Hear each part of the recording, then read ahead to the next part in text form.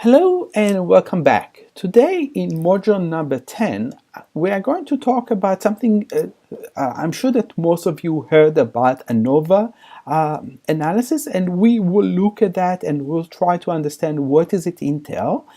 And you will receive from me two documentation. The first documentation is my video presentation where I talk about the general concepts of ANOVA.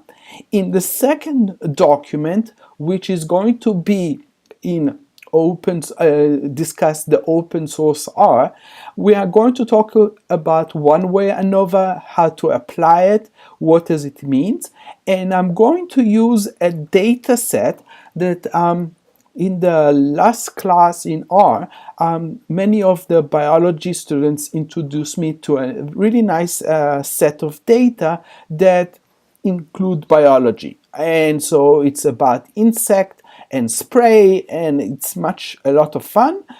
This is the website. I will share it with you so you'll be able to download the document. This is the insert spray. You will have other options if you are interested in that, and by looking at that and by applying it, you'll be able to have a set of what it means and what it entails, and how it's really straightforward. This is my first proposal for the book that I wrote and that you are reading, and so this is how I have tried to make it as straight as possible, try to give you illustration of what it is entail, and I also added another dimension, another test that we are often associate with ANOVA. Example, post hoc test, and what does it entail, and how to contrast that, and how to provide interpretation. So you will have a lot of information to observe this module, and I hope you will enjoy it. I hope you will have questions for me if you do not understand. So let's begin. So the idea here is that the general logic and the basic formula of hypothesis testing procedures is also known as ANOVA. And we talked about that in module numbers, the last two modules. And the purpose of ANOVA is almost similar to the t-test. The main goal here is to determine whether the mean differences that are obtained from the sample are sufficiently large enough to justify the conclusion if we are taking a sample and there are mean differences between the population in which the samples are obtained. So as you remember, if we are taking a sample and we are trying to state out the hypothesis based on it, we will need to do some comparison in order for us to justify our conclusion and prove that it might affect the entire population. So the differences, so the first thing that I need to address here is what is the difference between ANOVA and t-test. So a t-test is often limited to a situation where only two means are involved. In comparison, ANOVA is two or more means are being compared. So this is a big comparison because t-test has limitation. One of the limitation is only ability to test two means in compared to ANOVA. So ANOVA basically is necessary to protect when we are talking about type 1 error in situation where the study is comparing two or more population means. And I hope that you remember type 1 versus type 2, and we are trying to be aware of it in order for us to succeed and to overcome those fear of errors. So those situations would require a series of several t-tests to evaluate the mean differences, but remember, the t-test can compare only two means at a time. And although the t-test can be done with specific alpha level, which is risk type 1 error, It also accommodates over a series of tests, so it would be something that it can be quite large in the end. And so again, I want you to be aware of it. So ANOVA, in overcome that, and allowed us to evaluate all the means difference in a single hypothesis test using a single alpha level, and thereby keeping risk of the type 1 error under control. And although ANOVA can be used in different situations, I will present you with only one element, and that is one independent variables. So I'm not going to go to multiple dependent and versus dependent variables. I'm only going to talk about the independent variable, which is again basic understanding of the ANOVA. And so in order for me to persuade you the importance, I'm going to illustrate to you on a test that has 3 populations. They have 1 treatment, 2 treatment, and 3 treatments. And we have a sample 1, sample 2, and sample 3. So the idea here is that the test of the statistic for ANOVA is a F ratio, which is the ratio of 2 sample variants. In the context of ANOVA, the sample variants are called the mean square, or the MS values. And I'm going to use that throughout my presentation. And I want you to remember that the MS stands for the mean square. So the top of the F ratio, MS, is between measurement, the size of the mean difference between the sample, and in the bottom of the ratio is within the mean square. Measure the magnitude of the difference that would expect without any treatment effects. So in this sense, we are talking about the F ratio has the same basic structure as the independent measurements of the t-test, as I presented to you in module number 8. And in this case, it is the difference, the obtained mean differences, including the treatment effects, divided by the difference expected by chance without a treatment. So it is basically the MS between versus the MS within.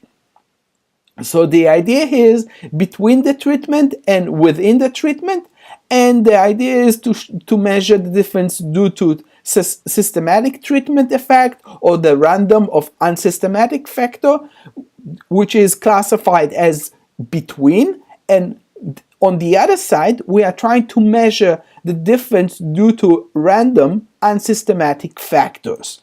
So those are the logic. So the logic and the process of the large value of F test indicate that the obtained sample mean difference are greater than would expect if the treatment had no effect. And this is important. So each of those sample variants under the MS values is that the ratio, F ratio, is computed using the basic formula. And this is basic formula for sample variance. It is equal to MS equal to SS divided by DF. What is SS and DF?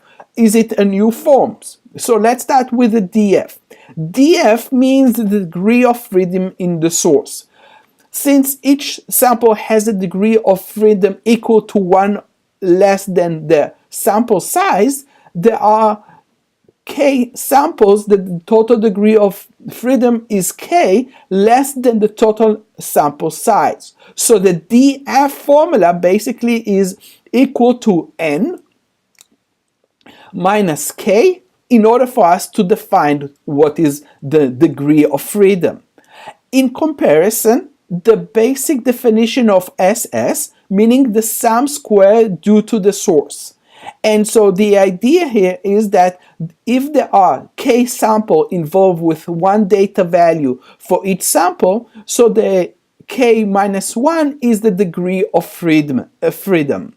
I hope it makes sense, because this is the result that we're going to encounter in the degree of freedom. So in this case, when we are doing one-way ANOVA, we will have the DS, the DF, the SS, the MS, and the F in order for us to do that. So the F distribution, and what does it entail, and how we apply that. This is the formula, what we are trying to do. So to obtain the SS and the D value, you must go through analysis that separate the two entire set of the data into two basic components, between the treatment and within the treatment, in order for you to calculate that. So the two components of the S can be described as follow: between the treatment, and this is the procedure that we take. In computing the variance of the three means, we can measure the size of the difference. Although it is possible to compute the variance of the set of the sample means, it's usually easier to use the total, which is the T, and for each sample, instead of the mean, to compute the variance of the T values. So logically, the difference between the means can be used to two different sources: the treatment effect and the changes or the sample error that we need to encounter. Because we are treating as the process or the data as an effect, we need to treat that, and we need to declare that on it within. So within the treatment, the MS within measure the size of the difference that exists inside each of the sample.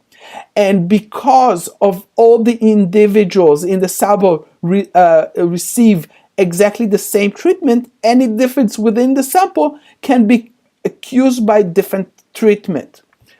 And as a result, those differences are caused by one source: chance or error. And we need to address that in our procedure or in the report when we are doing so. So the F ratio is equal to the treatment effect plus minus the error divided by the chance and error in order for us to do that. So when the null hypothesis is true, there are no differences between treatment. The R ratio has to be balanced, and that is when the treatment effect is 0 and the top or the bottom of the F ratio measurements have the same variance. So in this case, you should expect that the F ratio will be near or close to 1. And when the sample data pursued is near 1, we can conclude that there is no significant treatment effect on the result. And so, on the other hand, a large treatment effect will produce a larger value of F. And so, in this case, when the sample size procedure larger F will be rejected the null hypothesis and will conclude there is a significant difference between the treatments. So to determine whether the F ratio is larger enough to be sufficient, you must know the alpha level, find the value of the numerical and denominator of the ratio, and consult the F distribution table to find the critical value. And so this is what we used to think about this procedure, that the final goal for the ANOVA in under the F ratio is to find the variance between the treatment divided by the variance within the treatment, and the variance between the treatment is the SS between, and divided by DF between. And so in this sense, what does it entail and how to apply that? This table summarizes for you what is the result and how to obtain the SS and the DF values when we are trying to analyze into two components. So in this case, this is something that you probably entail. So with that regard. So the DF is the mean of the freedom in the source. The SS is the sum of square due to the source. The MS means the mean sums of square due to the square. And the F stands for the F variance. So the analysis of variance and post-test, the null hypothesis for ANOVA stated the general population, there are no mean differences among the treatment being compared. When the null hypothesis is rejected, the conclusion is that there are significant mean differences. However, the ANOVA sample established that the difference exists. It does not indicate exactly which treatment are different. And so in this case, we need to talk about Turkey test and how to apply that. I'm going to leave that because in the last semester when I taught that, people got confused about the Turkey and what does it entail. I will leave it as it is, and so you will understand what is it when you're reading by yourself and what is it entail with regard to measurements. Okay, so in this case, I'm going to start with a little bit in R. So the data name for ANOVA is usually consists of AOV, and we are going to define the Y variables in connection to the X variables to run the ANOVA. The IS is the data name for ANOVA. So it is a list of items stored by the test summary or any test summary that you're going to run. So in this case, ANOVA, AOV, that test 1 is equal to AOV notes versus object, and in this case, this is how I'll run it.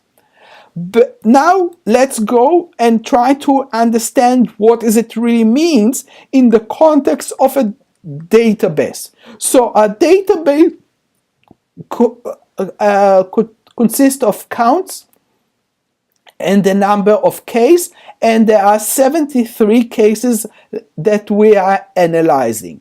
So in this case, I outlined for you what we are calling the data set, and there are 6 different ways to test to see if there was a difference in the number of insects found in the field after each spraying, which is the dependent variable.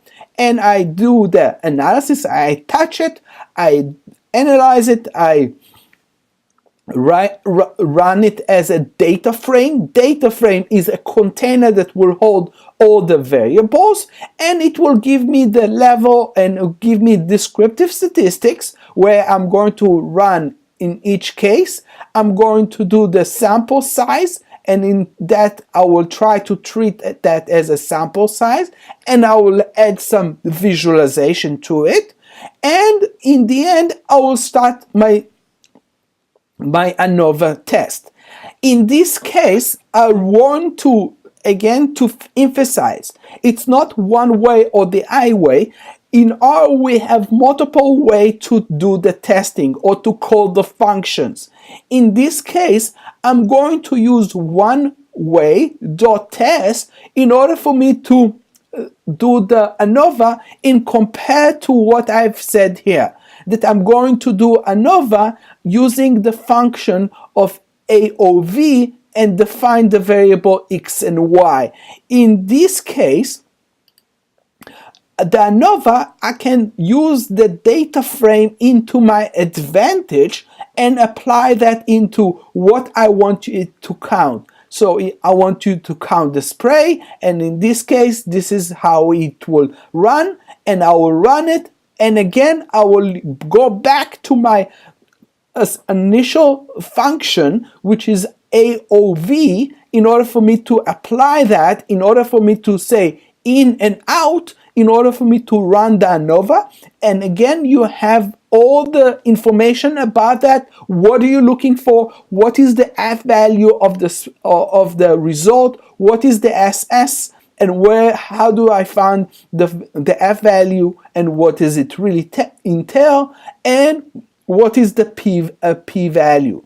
So I also provide some example of the post hoc test. I know I did not talk about that. I did not apply that specifically, but for those who are interested in the turkey test, this is how you do that and how you apply that. And you can do also a contrast and improve your result and how to apply that. So altogether you have a lot of material that you can run into and to understand what is it entail with even more alternative way of non-pragmatic to ANOVA and on linear regression analysis under ANOVA. Again, I did not talk to you because I wanted to talk more about the concept itself. And as you remember from the mode, the idea of ANOVA is that it's extension of the t-test, and by doing that I can test more than one data set and to compare it and to make sure that I am on the right track. So this is ANOVA, and I hope you enjoy that, and you will have in the exercise or in this module you will have more exercise on ANOVA and what does it entail. So until next time, I hope you enjoy it. I will also list a couple of web sites that give more information about ANOVA in R, give different methodology than I have taken. And again, it's all acceptable because, again, the whole idea of open source R is give you alternative what you want to find and how to find it. So until next time, I hope you have questions. I hope you find it interesting, and I will see you next week.